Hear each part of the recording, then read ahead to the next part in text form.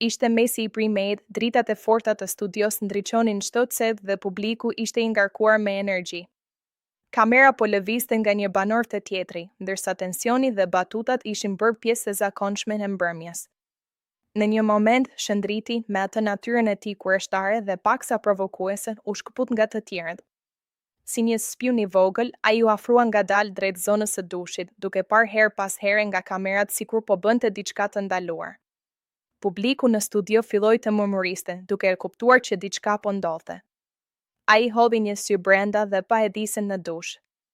Nuk foli me një herë, por qëndroi për një moment duke parë, pastaj me një buzëqeshje tinzare, tha: "Oh, po ti pas ke edhe shkrim këtu mbrapa." E di se si shpëtoi një reagim i menjëhershëm mes habis dhe të qeshurës. "Qa po bën more? Kur mi pe ti?" Shëndriti, pa u tërhequr, vazhdoi me ton shakaje, "Po ti I ke bërë për mos me u dukur apo për me I lexu ne? Se këtu është një shkrim I gjatë fare." Publiku shpërtheu në të qeshura. Disa nga banorët në sallon filluan të reagojnë, disa qeshnin, disa tunin kokën sikur situata po shkonte pak larg. E di se tani I kishte kaluar nga I qeshura në një siklet të lehtë. "Jo seriozisht, qa janë këto? S'është për me bërë kështu." Shëndriti ngriti supet, ende në humor, "Po mirë, unë veç po them ishte aty, s'mund të injoroja." Në këtë pikë, situata filloi të bëhej pak e tensionuar.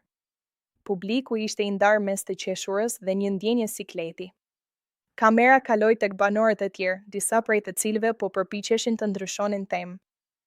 Pikërisht atëherë ndërhyri Ledioni, duke marrë kontrollin e situatës me një ton më serioz, por të qetë, "Shëndrit, mjaft me kaq." Ishte batut, u kuptua.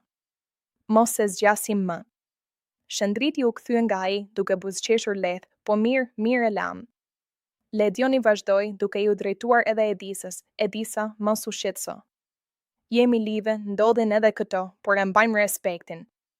Edisës mori frym thellë dhe tha: "Ok, në rregull, po thjesht mos e teprojmë." Atmosfera në studio filloi të qetësohej. Publiku duartrokiti lehtë, ndërsa tensioni u shpërnda.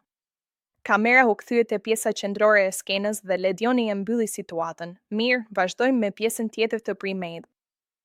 Dhe kështu, një moment që mund të kishte dalë jashtë kontrollit, u kthye në një episod të çuditshëm, paksa të sikletshëm, por edhe të mbushur me humor që publiku do ta komentonte gjatë edhe pas përfundimit të spektaklit.